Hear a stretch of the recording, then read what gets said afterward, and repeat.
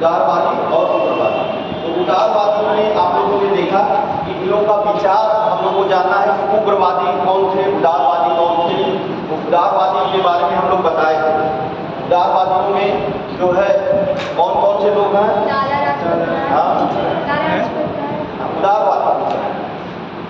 उदारवादी नेता कौन कौन से थे?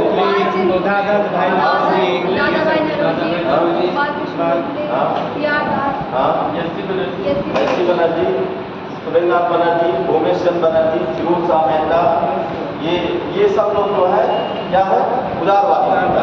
और आप देखेंगे कि उग्रवादी नेता में कौन कौन से थे? लाल बाल पाल, ये तीनों को याद करना है। और क्या नाम है? अरविंद घोष, भूमेश चंद्र बनर्जी। ठीक, तो ये थे। अब इनकी नीतियों के बारे में हमने बताया था कि नरमपंथी दल क्या था। नरमपंथी तो कैसे ये विभाजित हुआ था? विभाजन कब हुआ है इनका? किस आंदोलन में हुआ था? हाँ, 1907 के कांग्रेस के अधिवेशन कहाँ पर हुआ था? सूरत में। सूरत के अधिवेशन में क्या होता है? इनमें बिखराव हो जाता है। और कारण क्या होता है? कारण क्या था? कारण था मतभेद हो गया था। उसी में किस चीज में मतभेद हुआ था? पूरे भारत में मतलब पूरे भारत में जो है क्या था कि स्वदेशी आंदोलन, बहिष्कार और इसके बाद राष्ट्रीय शिक्षा। इनको क्या था? कांग्रेस क्या चाह रही थी कि जो है कांग्रेस चाह रही थी कि केवल जो है कांग्रेस के मंच से ही इसका वो किया जाए। लेकिन जो है ये लोग चाह रहे थे, उदारवादी उग्रवादी जो थे वो लोग चाह रहे थे पूरे भारत में इसका विस्तार किया जाए। और दूसरा जो था अध्यक्ष को लेकर था। उन्होंने उग्रवादी चाह रहे थे लाला लाजपत राय अध्यक्ष बने और यहाँ पर जो है अपना ये अध्यक्ष बनाना चाह रहे थे। तो 1906 में ही इसकी पृष्ठभूमि बन गई थी। 1906 में जब फिर से होता है अध्यक्ष के लिए, 1906 का अधिवेशन कहाँ पर हुआ था? 1906 का कलकत्ता में कौन थे? दादा भाई नौरोजी थे उनके अध्यक्ष। और उसमें पहली बार किसकी बात की गई थी? स्वराज की बात जो है पहली बार जो है कांग्रेस के मंच से कहाँ पे की जा रही है? कलकत्ता अधिवेशन जो है और दादा भाई नौरोजी। उसी में जो है गर्मपंथी और नरमपंथी जो थे ये लोग चाह रहे थे अपना अध्यक्ष बनाना। तो जो है गर्मपंथी किसको? लाला लाजपत राय को अध्यक्ष बनाना चाह रहे थे। और इधर आप देखेंगे कि जो नरमपंथी थे फिरोज शाह मेहता को, तो इसी में लेकर के क्या होता है? दादा भाई नौरोजी को उसमें अध्यक्ष बना दिया जाता है। अब सबसे वरिष्ठ नेता थे इस नाते जो है क्या किया गया? इनको जो है जब वरिष्ठ नेता थे इस नाते इनको क्या किया गया कि जो है कि जो वरिष्ठ नेता क्या थे? दादा भाई नौरोजी थे। तो इनको जो है भाई सभी ने जो गर्मपंथी थे उन्होंने सब आदर करते थे क्योंकि सबसे बड़े सबसे वरिष्ठ नेता थे दादा भाई नौरोजी, इस नाते उसका आदर करते थे। ठीक, तो गर्मपंथ जो है हो गया था। अब आज हम जो शुरू करेंगे उसी में जो है कुछ स्टेटमेंट है उसको जानना हमको जरूरी है। कांग्रेस में जो स्टेटमेंट बोला गया है उसको जानना जरूरी है इन्हीं के विरोध। ठीक, अब उदारवादी जो थे ये किस पर विश्वास करते थे? संवैधानिक तरीके से जो है ये संवैधानिक तरीके से अपना विरोध करना चाह रहे हैं कि संवैधानिक दायरे में रहकर हम विरोध करें। और इसके बाद आप देखेंगे कि इसमें जो है उदारवादियों में मध्य वर्ग बुद्धिजीवी मध्य वर्ग थे। जैसे कौन कौन से थे? वकील थे, डॉक्टर थे, इंजीनियर थे, पत्रकार थे। ये लोग यही मध्य वर्ग के लोग थे। इन्होंने ही उस समय जो है उदारवादी दल की निर्माण किया था। ये यही लोग थे। तो ये मध्य वर्ग के लोग थे और ये क्या चाह रहे थे? कानूनी ढंग से मतलब कानून के दायरे में रहकर विरोध करेंगे उदारवादी। अब इन्हीं का जो विरोध करेंगे उग्रवादी, इन्होंने कहा कि ये किस तरह से मांग करते थे अपना? प्रार्थना पत्रों के माध्यम से कि चिट्ठी पत्र भेज दिए, प्रार्थना पत्र भेज दिए, स्मरण पत्र भेज दिए और इसके बाद जो है इसके द्वारा शिष्टमंडल अपना भेजते थे। 4-5 लोगों को भेज दिया गया और ये हमारी मांगे इसको पूर्ण किया जाए। लेकिन ये जो मांगे थी ये लचीलापूर्ण थी। तो इसी को क्या कहा गया?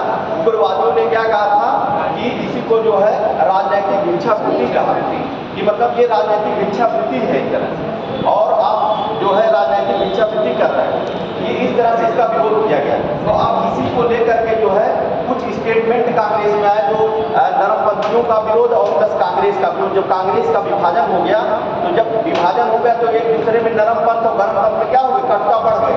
अब उसी को लेकर के जो है कुछ स्टेटमेंट हैं जो आपको जानना जरूरी है। जैसे लाला लाजपत राय ने क्या कहा था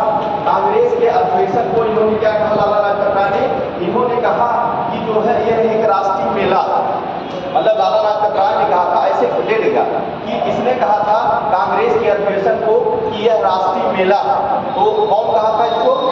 लाला लाजपत राय ने कहा था कि यह एक राष्ट्रीय मेला है। कांग्रेस के अधिवेशन को कहा था राष्ट्रीय मेला है।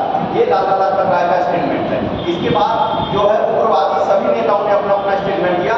बाल गंगाधर तिलक ने कहा कि जो है उदारवादी जो है ये उदारवादियों की जो नीति है ये क्या है? यह एक तरह से राजनीतिक भिक्षावृत्ति है। उदारवादियों की नीति जो है मतलब कौन कहा? बाल गंगाधर तिलक ने कहा कि उदारवादियों की जो नीति है वो राजनीतिक भिक्षावृत्ति है, राजनीतिक भिक्षावृत्ति है। एक स्टेटमेंट उन्होंने दिया।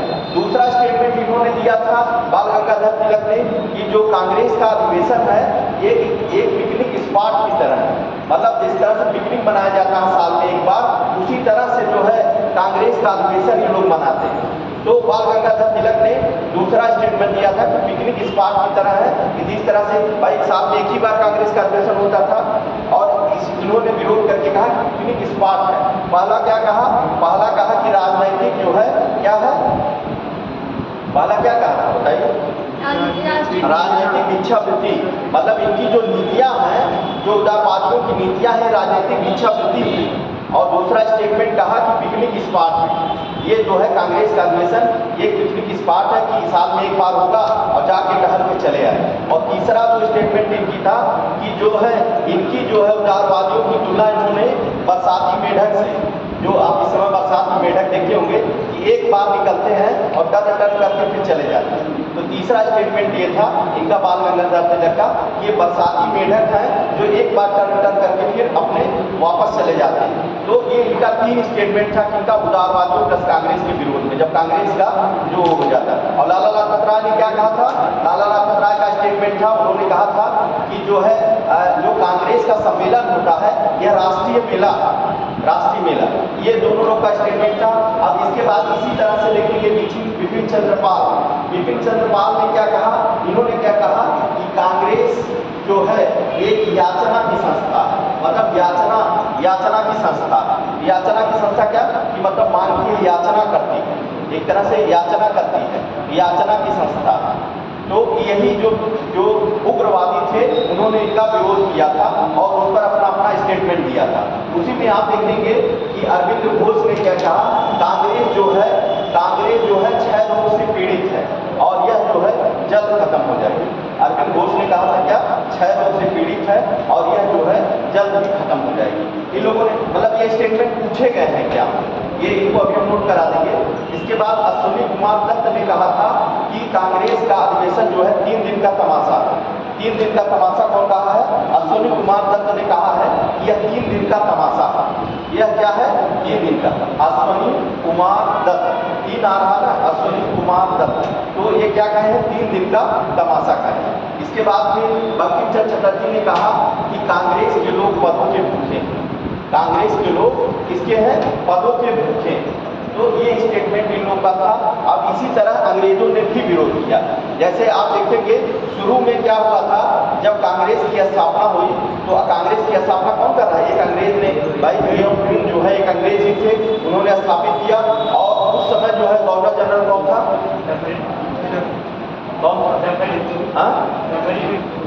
डफरिन। हाँ, तो डफरिन से सही, डफरिन थे। तो डफरिन जो है, डफरिन और जो ये लोग के बीच जो है शिमला में सम्मेलन हुआ था, एक दूसरे को समझ करके कांग्रेस की स्थापना किए थे। और कांग्रेस का जब दूसरा सम्मेलन होता है तो डफरिन ने गार्डन पार्टी भी दिया था। गार्डन पार्टी दिया था जो है डफरिन ने कांग्रेस वालों को गार्डन पार्टी, मतलब और उस पार्टी में जो है कई लोग गए भी थे। तो गार्डन पार्टी मतलब गवर्नर जनरल थे और उसके बाद वो पार्टी दे रहे हैं, तो मतलब संबंध अभी बहुत अच्छा था दूसरे के बाद। लेकिन तीसरा सम्मेलन जब होता है तब इनका जो है इन्होंने क्या कर दिया, जो कांग्रेस के लोग थे वो विरोध करना शुरू कर दिया था वहीं पर। और वहीं पर जब विरोध करना शुरू किया तब इन लोगों ने जो है विरोध करना शुरू किया। तब जो है अंग्रेजों ने जब देखा कि ये जो संस्था जो हमने बनाई है यह जो है हमारे ही विरोध में आ जा रही है, तब इन्होंने विरोध करना शुरू किया। तो अंग्रेजों का भी कुछ स्टेटमेंट कभी कभी पूछ लेता है जो आपको जानना जरूरी है। जैसे कि जो है डफरिन ने ही जो है पहला स्टेटमेंट दिया था कि जो कांग्रेस है यह बहुत सूक्ष्म लोगों का जो है क्या करती है, बहुत सूक्ष्म या बहुत सूक्ष्म कहे या फिर कहे अल्पसंख्यक लोगों का प्रतिनिधित्व करती है। कांग्रेस जो है अति सूक्ष्म या अल्पसंख्यक लोगों का प्रतिनिधित्व करती है। ये कौन कहा था? डफरिन लिखा था। ये ध्यान रखिएगा कि मतलब अति सूक्ष्म या अल्पसंख्यक लोगों का प्रतिनिधित्व करती है, ये डफरिन ने कहा था। कर्जन ने क्या कहा? कर्जन ने कांग्रेस के विरोध में कहा था कि जो है कांग्रेस जो है एक ताश की पत्ते की तरह जो है इसकी दीवारें गिर रही हैं और मैं यहाँ पर रहते हुए यह चाहता हूँ कि अपने कार्यकाल में ही हमारे कार्यकाल में कांग्रेस समाप्त हो जाए। ये स्टेटमेंट उनका था कि क्या कहा था उन्होंने? कांग्रेस का महल जो है क्या करता है? एक ताश के पत्ते की तरह गिर रहा है और मैं यह चाहूँगा कि अपने कार्यकाल में ही जो है कांग्रेस क्या हो जाए? समाप्त हो जाए। ये इनका स्टेटमेंट था। ठीक, और तो इन लोगों का ये स्टेटमेंट जो बहुत इंपॉर्टेंट है, कभी कभी पूछ लेता है, ठीक, पूछता है ज़्यादातर क्वेश्चन। तो ये स्टेटमेंट थी कांग्रेस में जो अभी तक पूछे गए क्वेश्चन है, ये सब ये पूछ लेता है आपका। अब इसके बाद फिर हम देखेंगे जो है अभी तक हम लोगों ने देखा नरमपंथ और स्टेटमेंट देखा। अब इसके बाद उग्रपंथ देखेंगे, उग्रपंथ और जो है क्रांतिकारी। इसमें दो लोग आएंगे, उग्रपंथी और क्रांतिकारी। जो अभी तक नरमपंथी हम लोग देखा है, नरमपंथी और उग्रवादी थे, तो नरमपंथियों के बारे में देखा। अब इसमें नरमपंथी के बाद कौन आएंगे? उग्रवादी। अब उग्रवादी में कौन कौन है, उग्रवादियों का क्या क्या क्या इनका सोच है, क्या किस तरह से मांग करते हैं, और उसी में एक और जुड़ेंगे क्रांतिकारी। क्रांतिकारी और उग्रवादी अलग अलग है, ये ध्यान रखिएगा। उग्रवादी में दूसरे नेता आएंगे, क्रांतिकारी दूसरे आएंगे। उग्रवादियों का अपना अलग मांग करने का तरीका है और क्रांतिकारियों का अपना मांग करने का तरीका है। ठीक, तो ये स्टेटमेंट पहले लिख लीजिए, आप लोग धीरे धीरे लिखते रहेंगे, सही है। चलिए,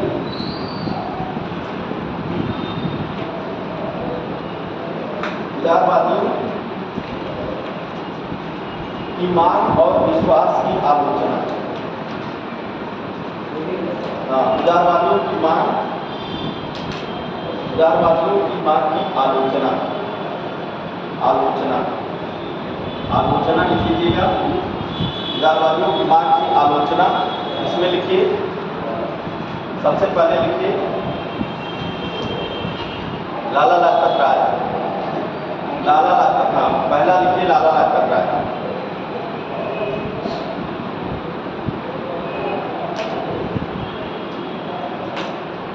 इन्होंने कांग्रेस के अधिवेशन को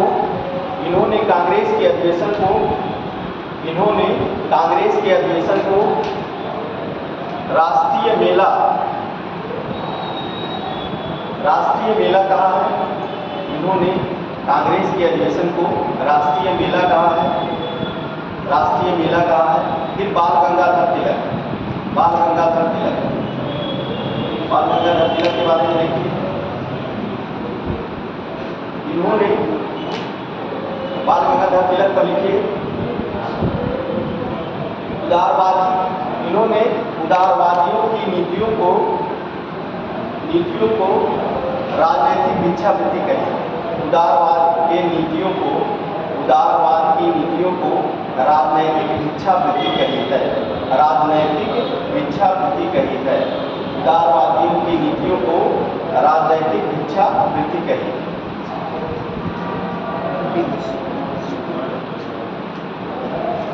राजनीतिक भिक्षावृत्ति कही।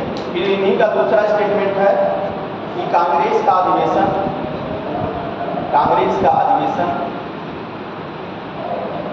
एक पिकनिक स्पॉट की तरह है। पिकनिक स्पॉट की तरह है।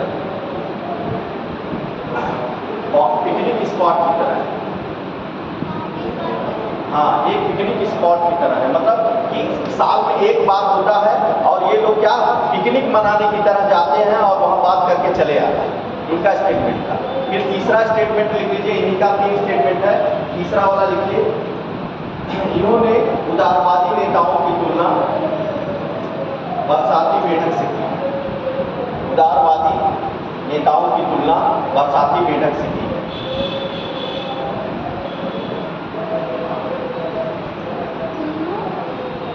बरसाती मेढक से की है। बरसाती मेढक। ये लिखिए विपिन चंद्र पाल का स्टेटमेंट देख लीजिए। विपिन चंद्र पाल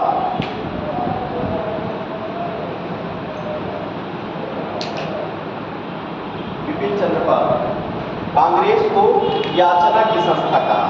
इन्होंने बिपिन चंद्रपाल ने कांग्रेस को याचना की संस्था कहा। कांग्रेस को याचना की संस्था कहा। कांग्रेस को याचना की संस्था कहा है।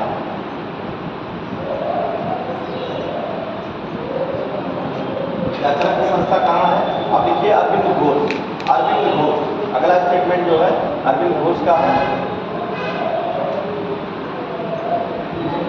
अरविंद घोष देखिए कांग्रेस को इन्होंने कहा कांग्रेस को क्षय रोग हो गया है। कांग्रेस को क्षय रोग हो गया है और यह जल्द समाप्त हो जाएगी। और यह जल्द समाप्त हो जाएगी।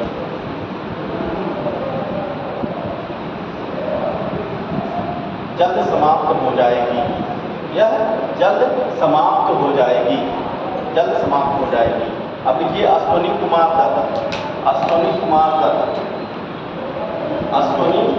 दत्त इन्होंने कांग्रेस को 3 दिन का तमाशा कहा। कांग्रेस को 3 दिन का तमाशा कहा। कांग्रेस को अश्वनी कुमार दत्त ने क्या कहा है? 3 दिन का तमाशा। 3 दिन का तमाशा।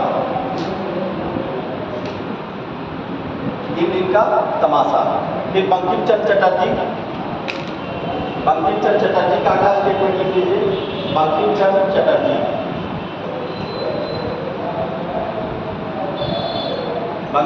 चटर्जी कांग्रेस के लोग पदों के भूखे हैं। कांग्रेस के लोग पदों के भूखे हैं।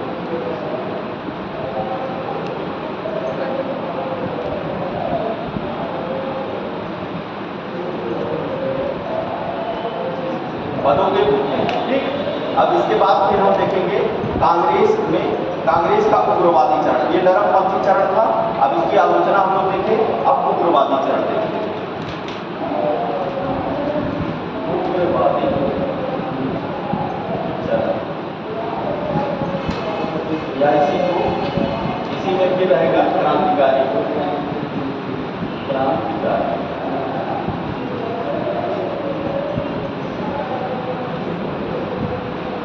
ये कब से नहीं था उग्रवादी वाला? अंग्रेजों द्वारा बोला गया था, वो नहीं लिखा है। जो अंग्रेजों द्वारा बोला गया था। या स्टेटमेंट? अच्छा हाँ, उसमें स्टेटमेंट देखिए अंग्रेजी वाला नहीं लिखना है। लिख लीजिए अंग्रेजी वाला लिख लीजिए, वो इम्पोर्टेंट है।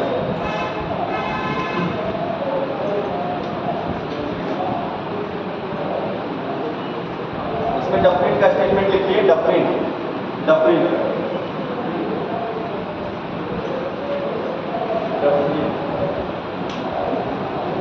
का स्टेटमेंट लिखिए।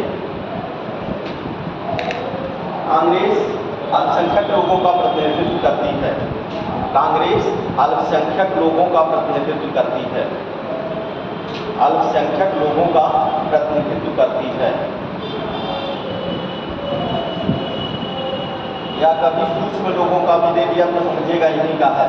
अल्पसंख्यक लोगों या सूक्ष्म लोगों का प्रतिनिधित्व। अल्पसंख्यक भी थोड़े हो गए और सूक्ष्म लोग भी थोड़े। तो ये स्टेटमेंट इन्हीं का, किसका है? डफरिन का। इसके बाद फिर लॉर्ड कर्जन का स्टेटमेंट लिखिए। लॉर्ड कर्जन लिखिए।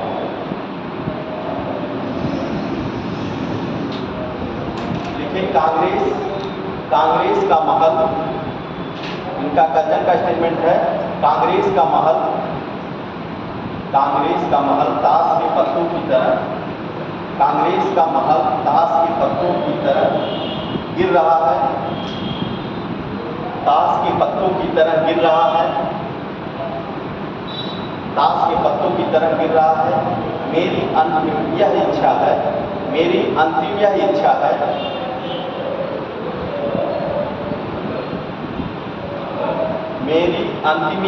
है कि मेरे ही काल में इसका पतन हो जाए।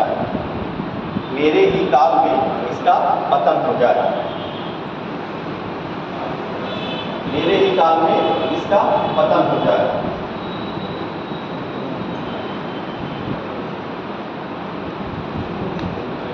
उग्रवादी चरण या इसी को गर्मपंथी चरण कहते हैं।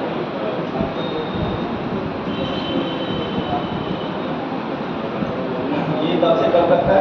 1905 से लेके 1919।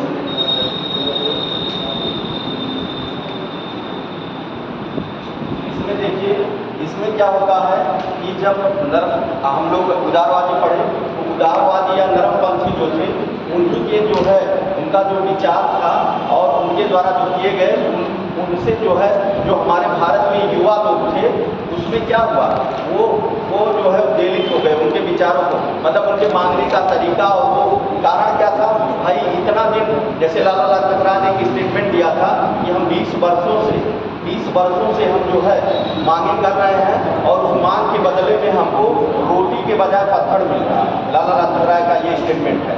मतलब 20 वर्ष आप देखेंगे, 85 से 1905 तक उदारवादियों का काल कब से था? 85 से 1905 तक उनका कार्यकाल था।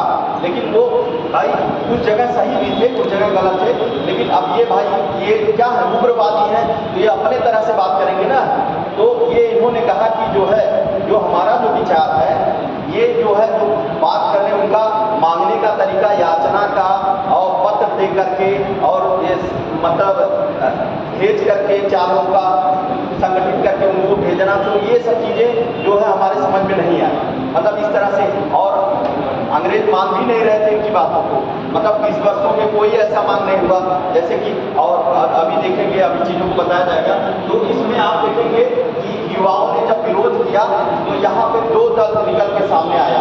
उग्रवादी, यहाँ पे 2 दल निकल रहा है, एक निकल रहा है उग्रवादी और दूसरा निकल रहा है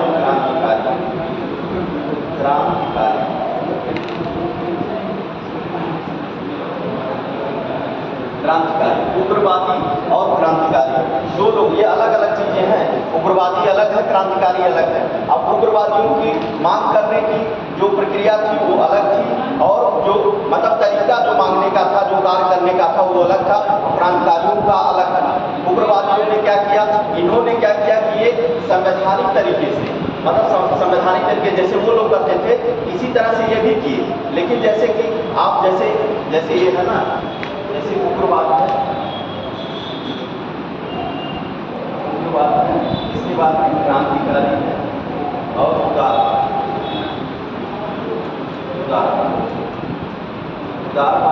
उग्रवादी और क्रांतिकारी, ये लोग हैं। ये लोग कैसे क्या करेंगे, ये लोग जो है आप देखेंगे जब उदारवादी जो है, जैसे ये पेन है, उदारवादी क्या कहेंगे कि प्लीज मुझको पेन दे दीजिए। मतलब इनका जो कहने का क्या करते थे, ये जो है मतलब अपने मुझसे याचना करते थे, प्रार्थना करते थे, कहते थे कि हमको ये हमारा काम कर दीजिए। तो उन्होंने क्या कहा, ये पेन जो है प्लीज मुझको ये पेन दे दीजिए, प्लीज ये पेन दे दीजिए। इन्होंने याचना किया, प्रार्थना किया, और इन्होंने क्या किया, उग्रवादियों का क्या, मुझे पेन चाहिए, मुझे पेन दीजिए, ऐसे करते हैं। मतलब लगातार उन्होंने ऐसे नहीं कि प्रार्थना करके, उन्होंने क्या किया उग्रवादियों ने कि मुझे पेन चाहिए और मुझे पेन देना पड़ेगा। और इन्होंने क्या कहा, क्रांतिकारियों ने, इन्होंने कहा कि अगर पेन नहीं देंगे तो गोली मार देंगे या बम मार देंगे। तो ये इनमें अंतर था, ये जानिएगा, जो इनके विचारों में, इनकी मांगों में ये अंतर था। ये याचना प्रार्थना करते थे, ये जो है उसी को, इनका भी वही काम था, लेकिन ये क्रमिक रूप से करते थे चीज़ों को। और ये क्रांतिकारी जो क्रांतिकारी थे, इनका जो मोटो था ये अपना कि ये जो है हिंसित रूप से हिंसा फैला करके, बम गोली का प्रयोग करके जो है ये आज़ादी को लाना चाहते हैं।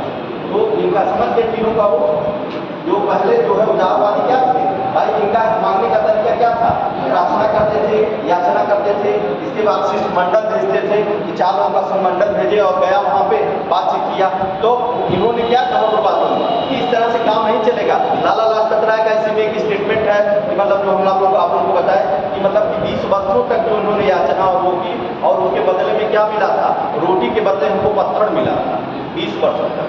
तो जो है ये चीज़ें, तो आप देखेंगे तो इसमें जो है उग्रवादी और जो है क्रांतिकारी, तो 2 तरह से लोग यहाँ पर उभर के सामने आए, 2 तरह से लोग उभर के सामने आए।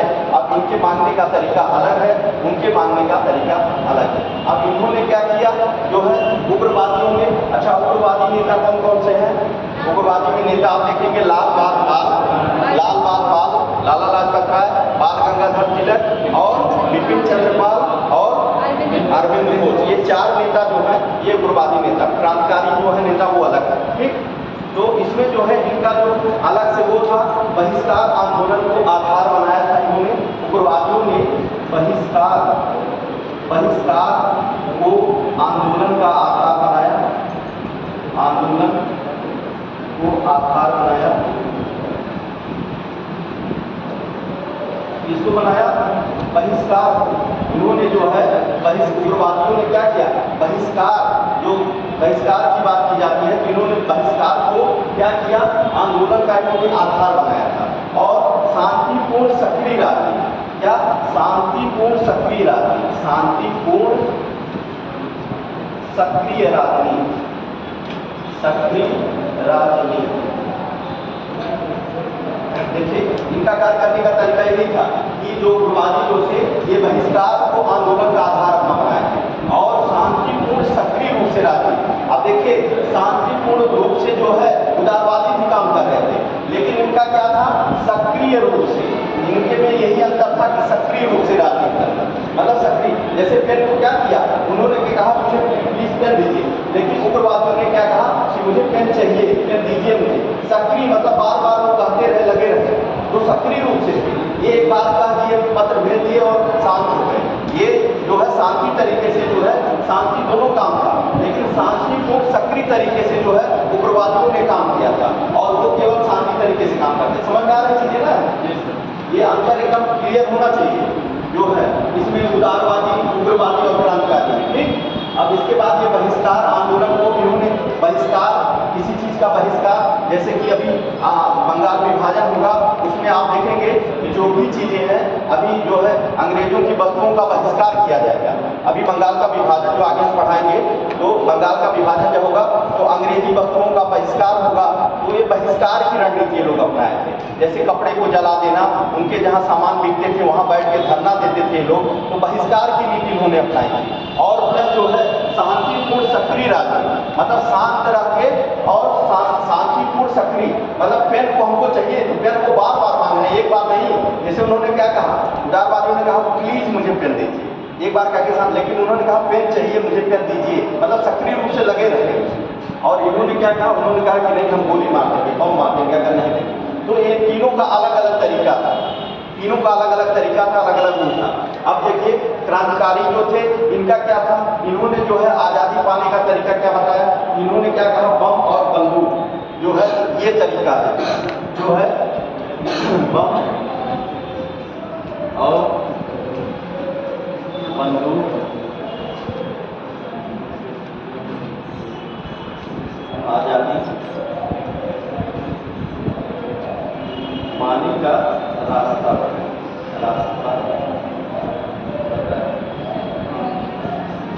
मतलब इन्होंने क्या किया, क्रांतिकारियों ने क्या किया था, जो है बम बंदूक और आज़ादी, मतलब इस तरह से बम और बंदूक के माध्यम से जो है आज़ादी पाने का रास्ता इन्होंने जो है किया। और क्या किया था, अहिंसा के रूप में क्या किया था इन्होंने, जो है देखेंगे शक्ति और अहिंसा का प्रयोग किया। शक्ति और हिंसा, शक्ति और हिंसा का प्रयोग किया, शक्ति और हिंसा का प्रयोग। तो इनमें यही अंतर है। इसमें क्या है, उग्रवादी जो है बहिष्कार को आंदोलन का आधार बनाए। बहिष्कार कैसे बहिष्कार, जैसे कि आप लोग देखेंगे कि जो है कांग्रेस उसका बंगाल का विभाजन होगा, उसमें क्या किया जाएगा, अंग्रेजी वस्तुओं का बहिष्कार किया जाएगा। उसमें बार बार जो है कि जो अंग्रेजी वस्तुएं हैं उनको, कपड़ों को जलाया जाता है, उनकी दुकानों पर बैठ के विरोध किया जाता है। तो बहिष्कार की नीति उग्रवादियों में थी। और उन्होंने शांतिपूर्ण सक्रिय राजनीति में भाग, मतलब इस तरह से राजनीति की शांतिपूर्ण और सक्रिय, मतलब सक्रिय जो था यही उदारवादियों से इनको अलग करता था। और इनका जो था बम और बंदूक के आधार पर जो है ये आज़ादी का मतलब इनका मकसद था। और जो है शक्ति और हिंसा के माध्यम से ये जो है आज़ादी को पाना चाह रहे थे, जो ये क्रांतिकारियों का रूप था। ठीक, इनको जानिए। अब इसके बाद फिर हम लोग देखेंगे कि जो है कांग्रेस उग्रवादी जो नेता थे, नेता के बारे में आप लोग जान रहे हैं कौन कौन नेता है, उसको आप लोग लिख लीजिएगा। ठीक, नेता जान गए। अब इसके बाद फिर जो है ये जो है क्रांतिकारी आंदोलन का उदय का कारण क्या हुआ, जो क्रांतिकारी आंदोलन हुआ इसका उदय का कारण क्या हुआ था, ये आपको समझना है। जैसे ये तो हो गया, लेकिन अब ये जो क्रांतिकारी आंदोलन जो आगे होंगे उसके उदय का कारण क्या हुआ, उसमें कई चीजें हैं जो आपको समझना जरूरी है। जैसे कि आर्थिक नीति आप देखिए, आर्थिक नीति कारण बनी। आर्थिक नीति में क्या हुआ, जैसे करों को इतना ज़्यादा ये लोग बढ़ा दिए, अकाल पड़ा, तो अकाल पड़ने के बावजूद भी करों को घटाया नहीं गया, करों को घटाया नहीं गया। इसके बाद आप देखेंगे इसी में जो है प्लेग रोग होता है, जो आप 1899 का समय है, बम्बई में बहुत भयंकर अकाल पड़ा हुआ था, मतलब 1900 के लगभग का। हाँ, तो जो है बम्बई में बहुत भयंकर अकाल, मतलब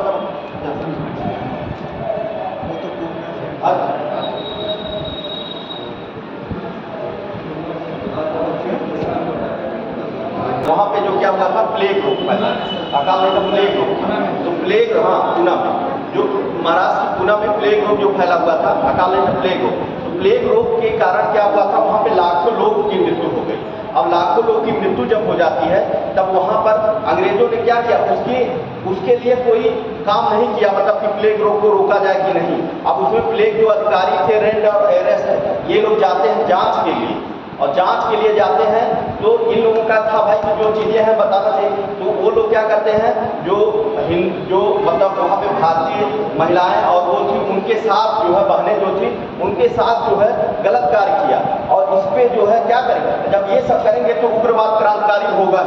तो उसी पर आप देखेंगे कि क्या हुआ था, उसी पर जो देखेंगे कि जो है विरोध हुआ था, और वहाँ पर 2 लोगों ने रेड और एरेस्ट की हत्या भी कर दी, और जो है रेड और एरेस्ट की हत्या भी हो गई थी। और उसी पर जो है बाल गंगाधर तिलक ने अपनी पुस्तक केसरी में इसका वर्णन कर दिया था कि इनकी हत्या जो है अफजल खां की हत्या की तरह है। मतलब केसरी में इनकी पुस्तक केसरी थी, किसकी, बाल गंगाधर तिलक की। तो रेड और एरेस्ट जो अधिकारी थे, इनकी हत्या जो की गई थी, तो हत्या जब हुई थी तो इनकी हत्या को बाल गंगाधर तिलक ने अपनी पुस्तक का नाम था केसरी, केसरी में इन्होंने वर्णन किया कि ये जो है अफजल खां की हत्या कौन किया था, शिवाजी ने किया था। आप लोग को बताए भी थे, शिवाजी ने हत्या किया था।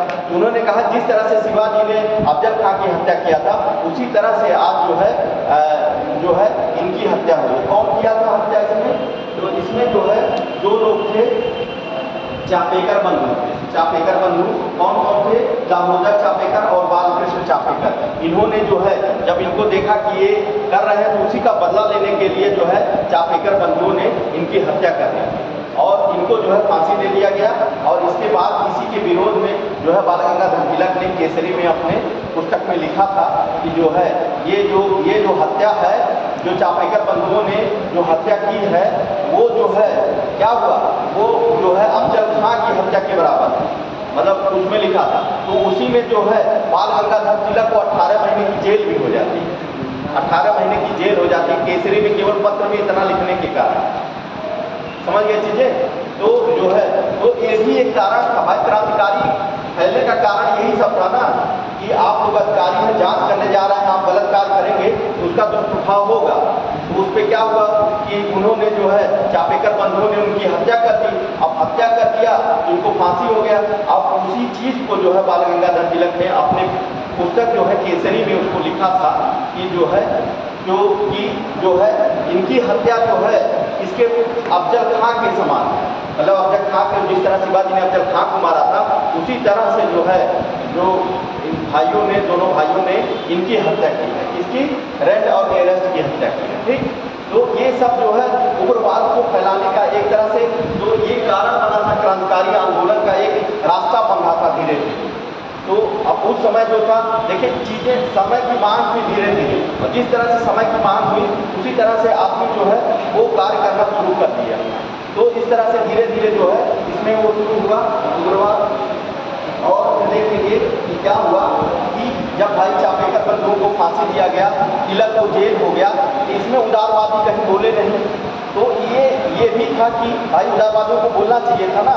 तो इस नाते जो है उग्रवाद और जो है क्या क्रांतिकारी आंदोलन जो फैलने का ये भी कारण बना। भाई जब फांसी दी जा रही थी आपको बोलना चाहिए वहाँ पे नहीं, एकदम ये लोग शांत रहे उदारवादी।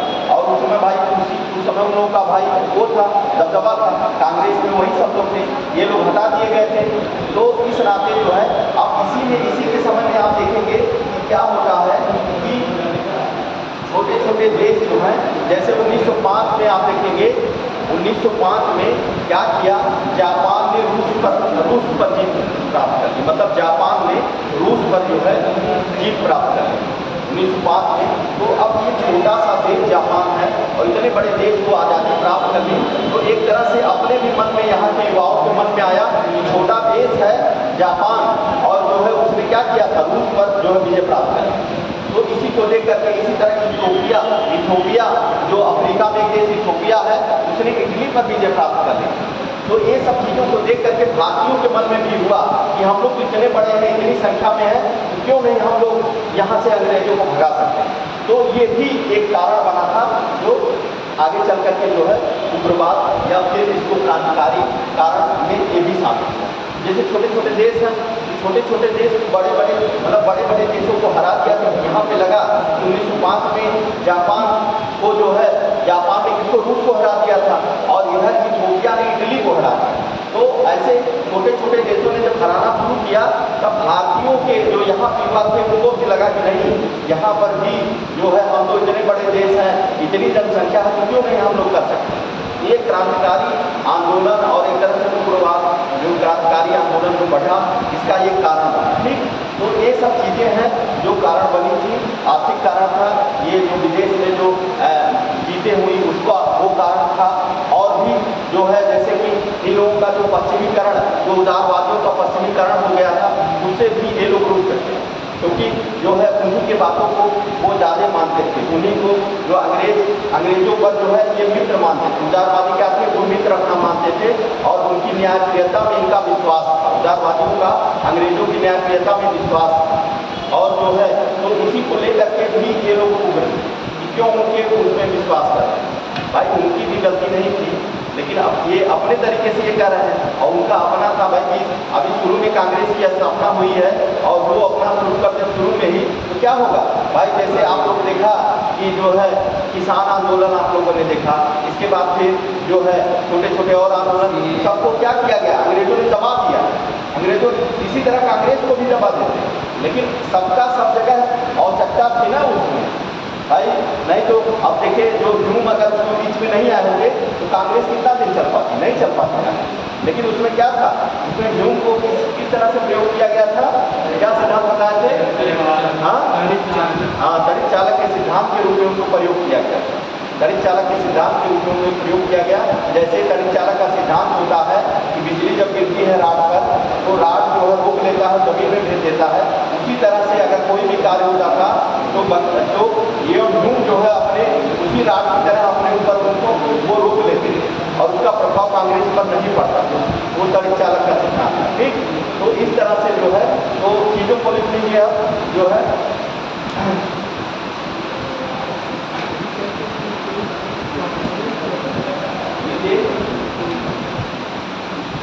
कांग्रेस का उग्रवादी और गर्मपंथी चरण। देखिए कांग्रेस का उग्रवादी और गर्मपंथी चरण, उग्रवादी और गर्मपंथी चरण।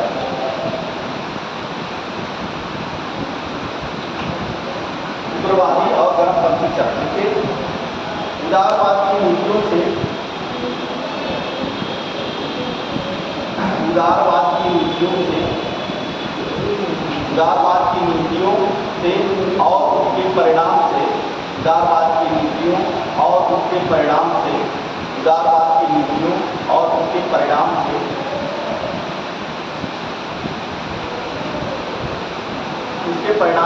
युवा वर्ग में असंतोष था।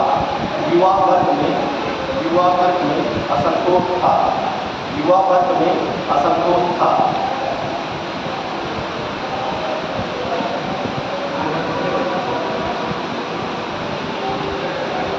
युवा वर्ग में असंतोष था। तो एक और उग्रवादी तथा दूसरी तरफ क्रांतिकारी आंदोलन चलाया गया। एक तरफ उग्रवादी और दूसरी तरफ क्रांतिकारी आंदोलन चलाया गया। क्रांतिकारी आंदोलन चलाया गया। दोनों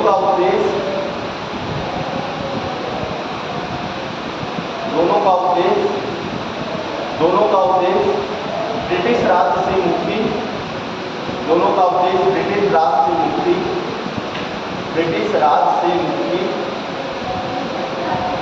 मुक्ति और पूर्ण स्वराज की प्राप्ति था, और पूर्ण स्वराज की प्राप्ति था, पूर्ण स्वराज की प्राप्ति था, पूर्ण स्वराज की प्राप्ति। इसके बाद ये पिक्चर बना लीजिएगा, बना लिया है। इसमें एक तरफ तुलनावाद, एक तरफ से क्रांतिकारी, उग्रवादी और क्रांतिकारी, ये बना लिए सब लोग। इसके बाद ये बना लीजिएगा, अगर नहीं बनाए तो बना लिए हैं।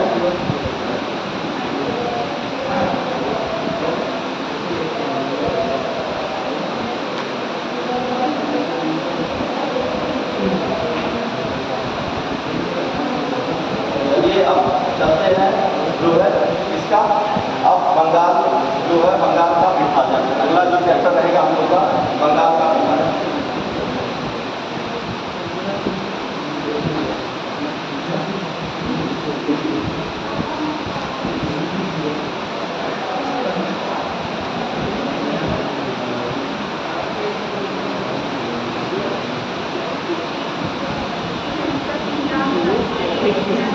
देखिए ये भी बंगाल का विभाजन भी एक कारण था, उसमें उग्रवाद जो क्रांतिकारी आंदोलन लाने का जो है, उग्रवाद लाने का जो है एक कारण ये भी बना था बंगाल का विभाजन। बंगाल का विभाजन, बंगाल का विभाजन क्यों हुआ था, कारण क्या था, बंगाल का विभाजन कैसे हुआ, ये आपको जानना जरूरी है। देखिए बंगाल जो था,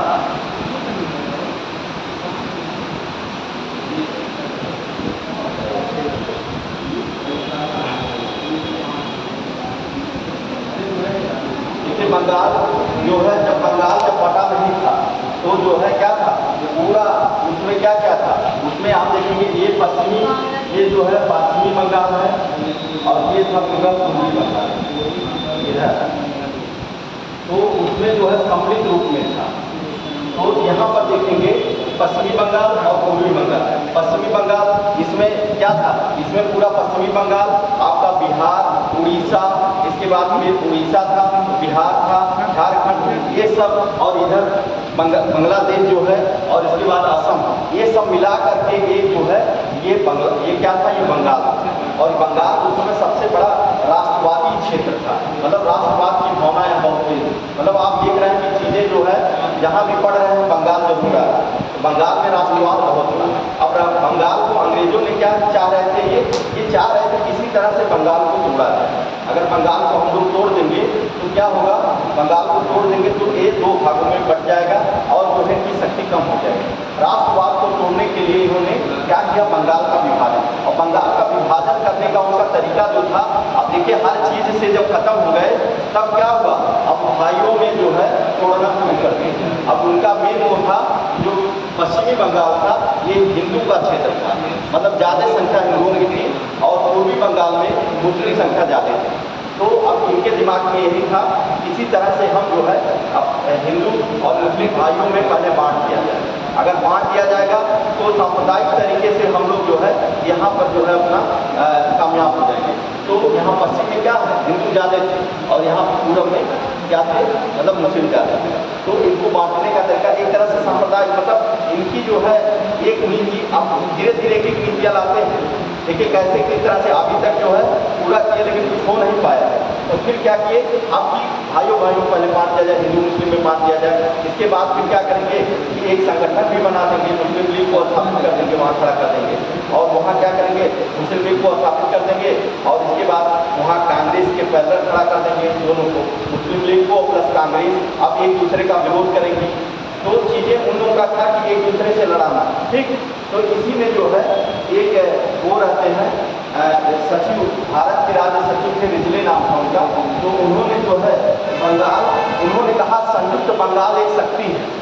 संयुक्त बंगाल जो है, रिजले जो संयुक्त वहाँ के सचिव थे, भारतीय सचिव थे, उन्होंने कहा कि संयुक्त बंगाल एक शक्ति है, और बिखरा बंगाल जो है जब बिखर जाएगा बंगाल, तो जब टूट जाएगा तो बिखरा बंगाल कुछ नहीं कर पाएगा, मतलब उनमें जो है जो टूट जाएगा। तो इसमें क्या करेंगे, तो ये सांप्रदायिक तरह से तोड़ना चाह रहे हैं, सांप्रदायिक तरह से हम तोड़ दें, क्योंकि बंगाल में उसमें क्या था, राष्ट्रवाद बहुत हर जगह देख रहे हैं बंगाल की चीज़ें बातें हो रही, बंगाल जो है तो इनका जो ये स्टेटमेंट, अब कारण क्या बना है?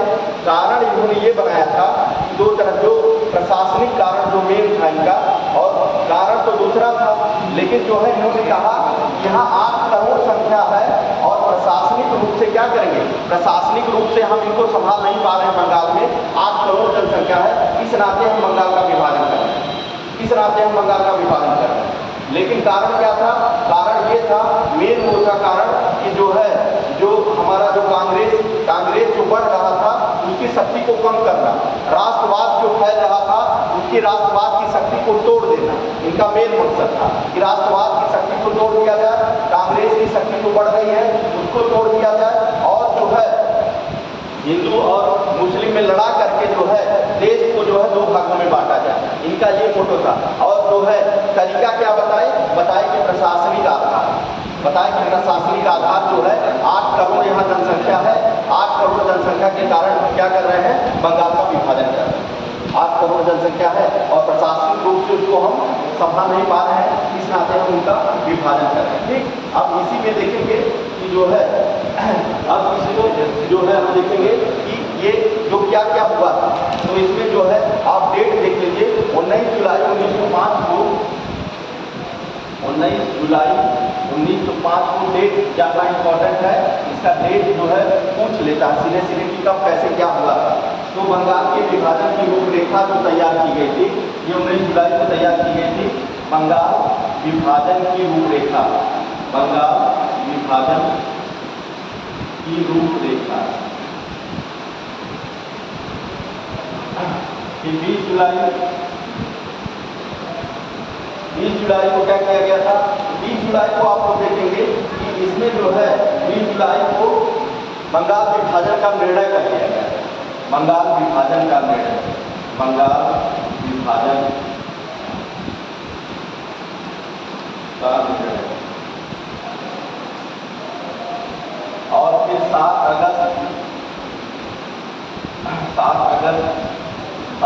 को, सब 1905 की घटनाएं हैं, ये ध्यान रखिएगा। 7 अगस्त को जो है बंगाल के विभाजन का जब निर्णय किया गया तो वहाँ पर क्या कौन सा आंदोलन चलाया गया था? स्वदेशी और बहिष्कार आंदोलन, उसी के विरोध में जो है स्वदेशी और बहिष्कार आंदोलन, विभाजन के निर्णय पर, विभाजन के निर्णय पर स्वदेशी और बहिष्कार, विभाजन का निर्णय, ये विभाजन की रूपरेखा यहाँ पे तैयार की गई थी। और इसके बाद बंगाल के विभाजन का निर्णय ले लिया गया और जो है विभाजन का, और 7 अगस्त को विभाजन के निर्णय पर जो है क्या चलाया गया था? स्वदेशी और बहिष्कार आंदोलन, स्वदेशी और बहिष्कार आंदोलन,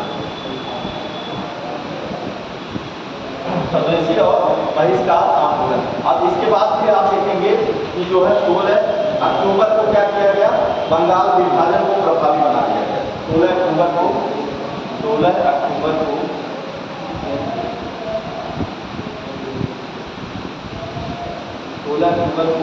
बंगाल विभाजन प्रभावी बना दिया, मतलब इसी दिन से प्रभावी हो गया था 16 अक्टूबर से। 19 जुलाई को विभाजन की रूपरेखा तैयार की गई, 20 जुलाई को बंगाल विभाजन का निर्णय लिया गया और 7 अगस्त को विभाजन के निर्णय पर जो है स्वदेशी और बहिष्कार आंदोलन चलाया गया। और 16 अक्टूबर को स्वदेशी और बहिष्कार आंदोलन जो है कि इसके बाद 16 अक्टूबर को विभाजन को प्रभावी बना दिया गया, यहाँ पर प्रभावी कर दिया गया और तभी से जो है शुरू हो गया था। ठीक, अब इसके बाद फिर देखेंगे हम लोग, तो नोट कर लीजिए, नोट किए, हाँ। तो इसके बाद देखेंगे जब बंगाल विभाजन हो जाता है तो 16 अक्टूबर को ही क्या किस दिवस के रूप में मनाया जाता है? राखी दिवस के रूप में मनाया जाता है। उसी उसी दिन जो है रक्षाबंधन के दिवस के रूप में कौन कहा था, किसके द्वारा कहने पर मनाया गया था? रविन्द्रनाथ टैगोर। रविन्द्रनाथ टैगोर ने राखी दिवस के रूप में गंगा स्नान उस समय किया जाता है। गंगा स्नान उन्होंने कहा कि गंगा स्नान उसी दिन किया जाएगा और राखी दिवस के रूप में मनाया जाएगा। और जो है रविन्द्रनाथ टैगोर ने ही इसी समय जो है अमार सोनार बंगला नामक एक गीत लिखा था, जो आगे चल करके बांग्लादेश का जो है राष्ट्रीय गीत बना। जो इसी समय जो है रविन्द्रनाथ टैगोर ने अमार सोनार बंगला नामक गीत लिखा था, जो आगे चल के क्या हुआ था? राष्ट्रीय गीत, जो उसका जो गीत बना था, ये बांग्लादेश का राष्ट्रगान था। ठीक, तो ये आपको जानना जरूरी है। और फिर जो है 7 अगस्त को जब विभाजन, यहाँ पे स्वदेशी आंदोलन और बहिष्कार आंदोलन जब शुरू किया गया, तो वहाँ पर जो है इसके लिए जो है विरोध करना शुरू कर दिए लोग। अब इसमें जो देखेंगे, जैसे विभाजन, जो विभाजित बंगाल का स्वरूप कैसा था, इसको हम एक तरह से बता देते हैं। इसको नोट कर लिए ना।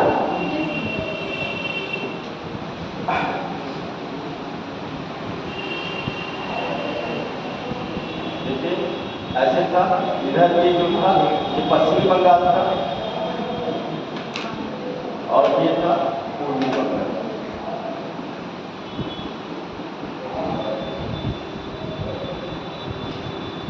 विभाजन का स्वरूप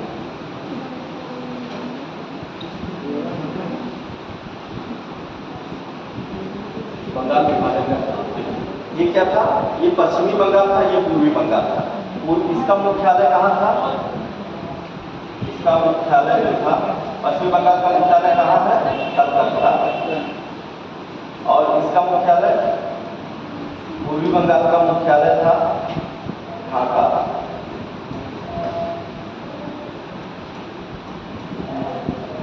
ढाका था।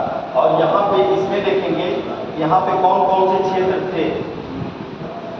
यहाँ पे पश्चिमी बंगाल में आप देखेंगे, पश्चिम बंगाल में आपका पश्चिम बंगाल था ही, पश्चिम बंगाल था ही इसमें।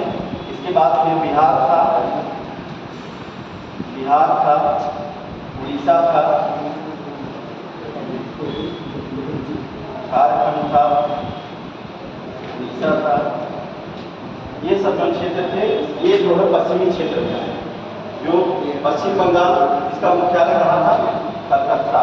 और ये जो है हिंदू बाहुल क्षेत्र था।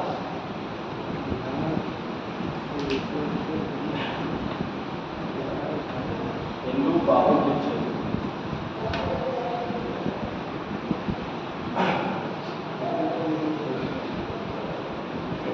और यहाँ पर देखेंगे 5 करोड़ 40 लाख जनसंख्या थी यहाँ पे पश्चिम बंगाल में।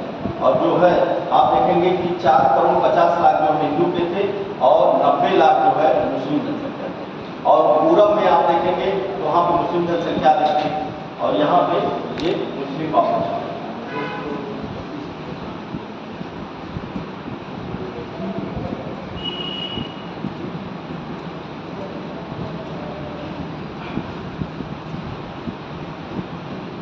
यहाँ पर पूर्वी बंगाल में कौन कौन सा क्षेत्र आएगा?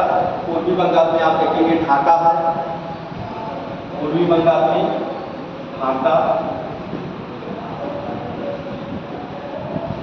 ढाका है, चटगांव है और असम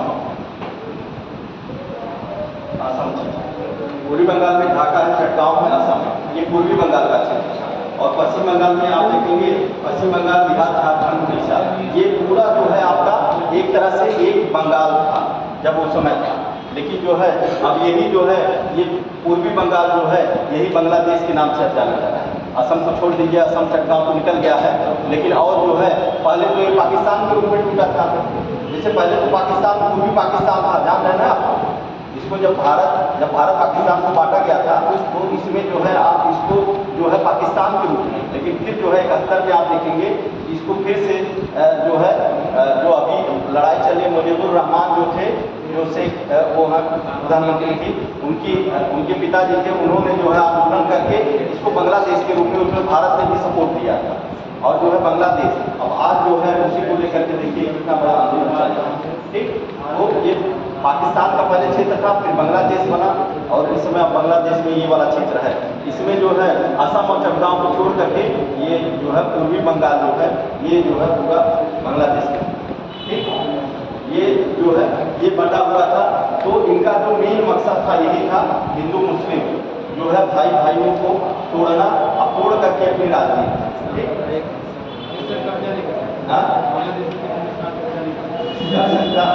कर सकता जानते हैं क्या है उसमें, क्या है कि अंतर्राष्ट्रीय बाध्यताएं होती है ना, लेकिन भारत से भारत से टूटा है। अब उसमें टूट गया, पाकिस्तान ने मांग कर लिया भाई उधर क्षेत्र तो वो भी मिल गया, लेकिन फिर बाद में बांग्लादेश में दे दिया गया। लेकिन अब क्या है कि अंतर्राष्ट्रीय बाध्यताएं भी होती हैं सारी चीज़, क्योंकि एक ग्लोबलाइजेशन हो गया है ना पूरे विश्व का। अब एक दूसरे से सब जुड़े हुए हैं। अगर आप कुछ कर रहे हैं तो उसका प्रभाव हर देश में, अब बांग्लादेश में हो रहा है उसका प्रभाव देश में, भारत में नहीं पड़ रहा है, भारत में भी पड़ रहा है। सारी और भी कई देशों पर अभी जो इजराइल और वहाँ का जो मामला चल रहा है उस पर, जो पश्चिमी देश में जो तेल रोड पे, तो ये भारत में सब जगह उसकी अर्थव्यवस्था बिगड़े, क्योंकि जो सबकी अर्थव्यवस्था एक दूसरे से जुड़ी हुई। अब इसी में तो पता चल रहा है कि एक कोई द्वीप है जो है, उसी द्वीप को अमेरिका ने पाने के लिए, हाँ श्वेत, तो उसी द्वीप को जो है पाने के लिए क्या है कि अमेरिका ने क्या किया है, इनसे कहा कि आप समझौता कर लीजिए और म्यांमार और बांग्लादेश के बीच में कहीं वो द्वीप है। अब अमेरिका का देखिए ऐसे मतलब द्वीप को अपने कब्जा कर लेगा और वहाँ पर हथियार वो ले लेगा और पूरा जो है ये क्यों चाह रहा है कि भारत को बांधे रखें, यहाँ पर आकर के भारत को कंट्रोल करें, उधर चाइना को कंट्रोल करें। तो ये सब चीज़ें, तो वहाँ पर वो अमेरिका, अभी तो क्लियर चीज़ें नहीं हुई हैं बहुत, लेकिन जो बातें पता चल रही हैं कि उसी द्वीप पर जो है कब्जे के लिए मांग करा था और उसी ने ही जो है विद्रोह को बढ़ाया है। तो कई चीज़ें हैं उसमें। बांग्लादेश और म्यांमार के बीच में है, क्या नाम है उसका, श्वेत द्वीप। देखिए उसमें नहीं दिया होगा मैं, उसमें बड़े वाले देखिएगा, बांग्लादेश और म्यांमार के बीच में कहीं है। उसी पर मतलब बताया जा रहा है कि उसी को द्वीप के लेकर के अंग्रेजों ने, अरे वहाँ पे अमेरिका ने जो है ऐसा किया है, लेकिन अभी क्लियर नहीं हो रही है। अभी देखिए उसमें बहुत वो चल रहा है, जो शेख जिया ने क्या किया उसमें क्या है कि ये कि अभी जो आंदोलन ये चल रहा था आरक्षण को लेकर के, उसमें जो है आरक्षण को फिर जो है सुप्रीम कोर्ट को वापस ले लिया था और बीच में इन्होंने क्या किया था, गोली भी चलवा दिया था, उसमें इतना लड़के मर गए। तो अब क्या कौन क्या कर रहा है, अभी चीज़ें अब धीरे धीरे निकल के आ रही हैं। अभी आज देखिए उनका पेपर में है, पेपर न्यूज़पेपर आप लोग पढ़ा करिए, न्यूज़पेपर बहुत जरूरी है। अच्छा हाँ, पेपर जरूर आप लोग पढ़ा करिए, अंतर्राष्ट्रीय खबरें और ये चीज़ें जब मेंस में आप लोग को लिखना रहेगा तो जोड़ने के लिए आएगा, चीज़ें जोड़ना पड़ता है। पीटी में भी क्वेश्चन वहाँ से आते हैं। पेपर का जरूर प्रयोग करिए और समझिए कि देश दुनिया में क्या चीज़ें हो रही हैं, उसको जानना बहुत जरूरी है। क्योंकि जो है ये तो पढ़ ही रहे हैं चीज़ें, लेकिन जो है जो भी एक पेपर को आप लोग बनाइए, कोई भी पेपर और जरूर उसको पढ़ा करें, तभी पता चल पाएगा कि चीज़ें कैसे क्या है। ठीक, तो ये सब चीज़ें हैं। देखिए ये जो है बंगाल के विभाजन का स्वरूप था। ये स्वरूप में क्या, पश्चिमी बंगाल और पूर्वी बंगाल। पूर्वी बंगाल में जो है आप देखेंगे कि पूर्वी बंगाल में ढाका, चटगांव और असम को मिलाकर के एक क्षेत्र बना दिया गया और पश्चिम में जो है आप देखेंगे बंगाल, बिहार, झारखंड, उड़ीसा, इनको मिला करके जो है एक क्षेत्र बनाया गया। पश्चिम का जो मुख्यालय बनाया गया था कलकत्ता बनाया गया और पूर्व में जो मुख्यालय बनाया गया था ये ढाका बनाया गया। ठीक, ये ढाका बनाया गया था। अब इसके बाद जो है प्रभावी बनाने के लिए कुछ, जब ये सरकार द्वारा विभाजन को प्रभावी बनाने के लिए कुछ कार्य इन्होंने किया, जैसे आप लोगों ने सुना होगा कार्लाइल सर्कुलर, इन्होंने लाया था अंग्रेजों ने Carlisle circular, Carlisle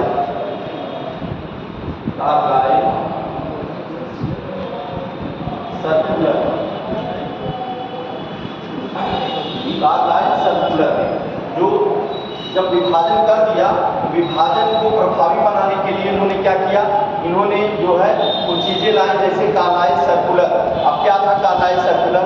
Carlisle circular जो था, ये जो है जो बच्चे पढ़ रहे थे उनको इन्होंने कहा कि जो है कार्लाइल सर्कुलर के तहत कि जो बच्चे विद्यालय जा रहे हैं वो जो है वो विरोध में, बंगाल विभाजन के विरोध में ना आए।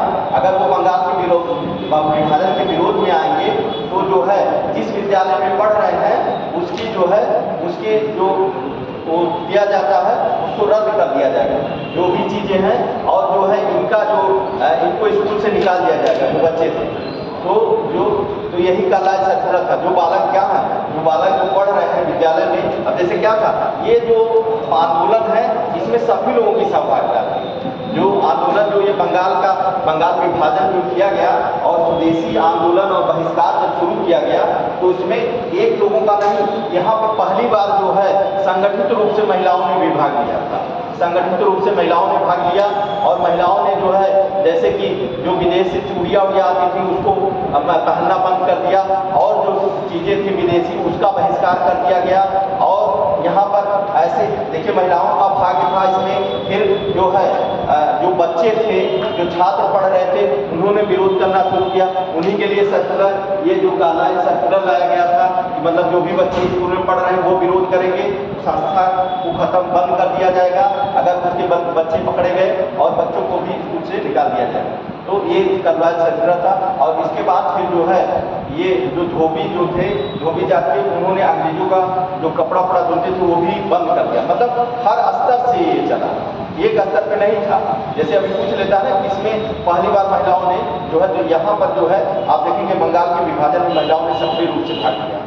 ये क्या करता है, IS ऐसे छोटा सा डाले एक लाइन ऐसे कर देता है, तो जो है वहाँ पर चीज़ों को जोड़ना होता है। तो ये सब चीज़ों को उसमें जरूरी है। जैसे महिलाओं ने, छोटे लोगों ने, बच्चों ने, किसानों ने, सब लोगों ने इसमें भाग लिया।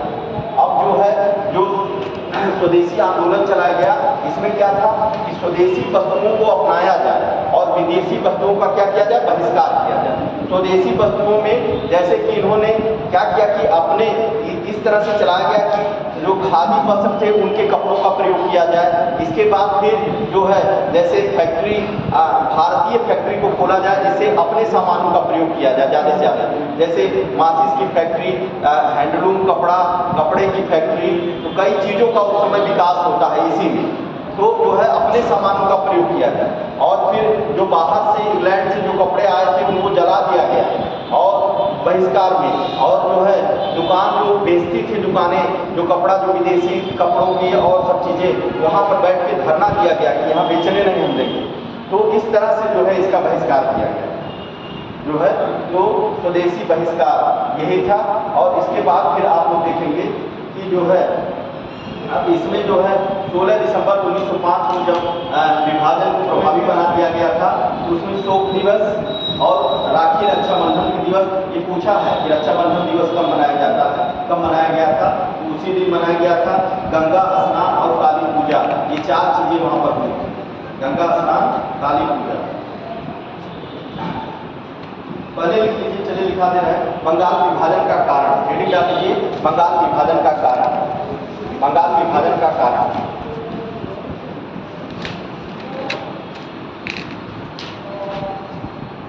लिखिए प्रशासनिक कारण।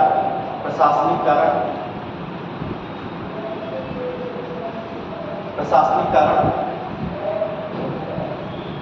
प्रशासनिक कारण में लिखिए बंगाल विभाजन। बंगाल की जनसंख्या, लिखिए बंगाल की जनसंख्या, बंगाल की जनसंख्या 8 करोड़ है, 8 करोड़ है, जिसके कारण शासन करने में कठिनाई हो रही है, जिसके कारण शासन करने में कठिनाई हो रही है, जिसके कारण शासन करने में कठिनाई हो रही है, शासन करने में कठिनाई हो रही है। इस कारण विभाजन आवश्यक है, इस कारण विभाजन आवश्यक है। मतलब उनका जो मेन अपने उन्होंने कारण बताया, ये बताया। और जो है वास्तविक कारण क्या था, हेडिंग डाल दीजिए वास्तविक कारण। विभाजन का वास्तविक कारण क्या था, विभाजन का वास्तविक कारण कांग्रेस को कमजोर करना। कांग्रेस को, पहला पॉइंट लिख लीजिए, कांग्रेस को कमजोर करना।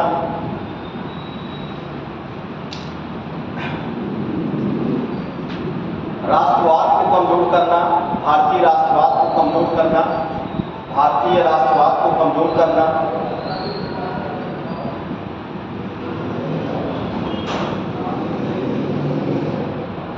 हिंदू मुस्लिम एकता को समाप्त करना, हिंदू मुस्लिम एकता को समाप्त करना, ये इनका जो है वास्तविक कारण है। और क्या कह रहे थे कि संख्या 8 करोड़ है, हम प्रशासन को नहीं देख पा रहे हैं, इस कारण कांग्रेस जो है हम बंगाल का विभाजन कर रहे हैं।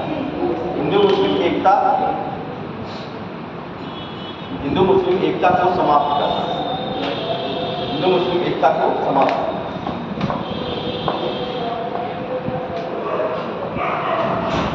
इसके बाद लिख लीजिए, इसके बाद लिख लीजिए हेडिंग, विभाजन को प्रभावित करने के लिए प्रयास, विभाजन को प्रभावित करने के लिए प्रयास, सरकार द्वारा विभाजन को प्रभावित करने के लिए प्रयास,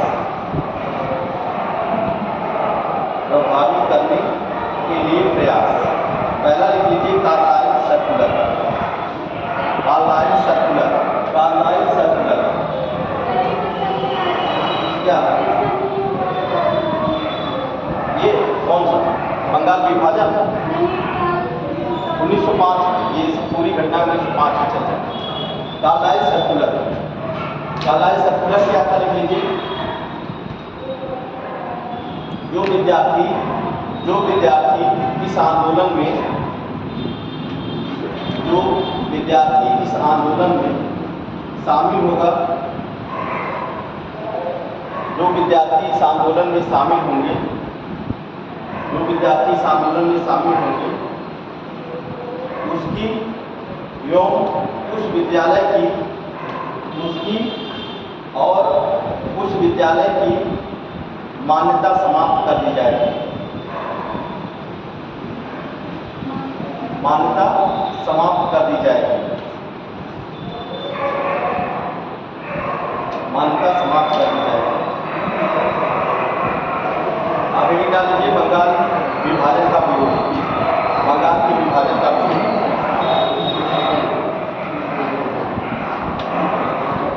बंगाल के विभाजन का विरोध। 16 अक्टूबर 1905 में जब बंगाल विभाजन प्रभावी हुआ, 16 अक्टूबर 1905 बंगाल विभाजन प्रभावी, उस दिन 16 अक्टूबर 1905 को जब बंगाल विभाजन प्रभावी हुआ तो उस दिन शोक दिवस, उस दिन शोक दिवस, राखी दिवस, उस दिन शोक दिवस, उस दिन जो 16 अक्टूबर था उस दिन जो है शोक दिवस मनाया गया था, रक्षाबंधन दिवस मनाया गया था, रक्षाबंधन दिवस मनाया गया था, गंगा स्नान किया गया और काली पूजा की, गंगा स्नान और काली पूजा, गंगा स्नान और काली पूजा। रक्षाबंधन जो मनाने का वो किए थे, कौन किया था? रविन्द्रनाथ टैगोर, रविन्द्रनाथ टैगोर, रविन्द्रनाथ टैगोर के कहने पर ही जो है उसमें ये नहीं था, उसमें हिंदू और मुस्लिम सभी को रक्षाबंधन बांधना था। उसमें क्या था? उसमें भाईचारे की भावना बढ़ेगी कि हिंदू और मुस्लिम जब एक दूसरे को रक्षाबंधन बांधेंगे तो उससे क्या होगा? भाईचारा बढ़ेगा। तो रविन्द्रनाथ टैगोर का कहना है कि सभी लोग अपने जो भी हैं, चाहे हिंदू हो चाहे मुस्लिम हो, सभी लोग रक्षाबंधन बांधिए, इससे क्या होगा? भाईचारा बढ़ेगा एक दूसरे में और ये जरूरी होगा। और इसी समय लिख लीजिए रविन्द्रनाथ टैगोर ने एक गीत लिखा, रविन्द्रनाथ टैगोर ने एक गीत लिखा था जिसका नाम था अमार सुनार बंगला, अमार सुनार बंगला, अमार सुनार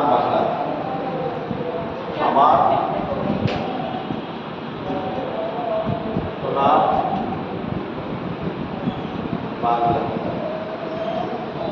अमार सुनार बांग्ला गीत लिखे जो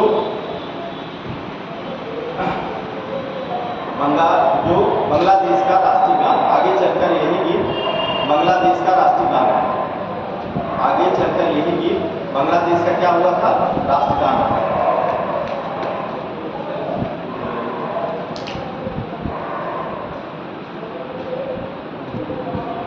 राष्ट्रगान बना, ठीक।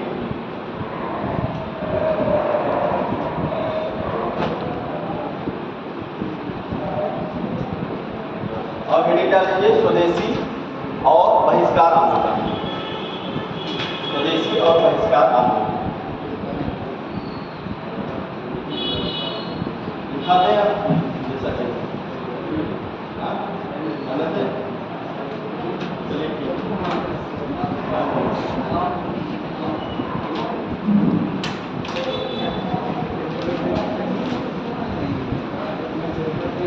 राधे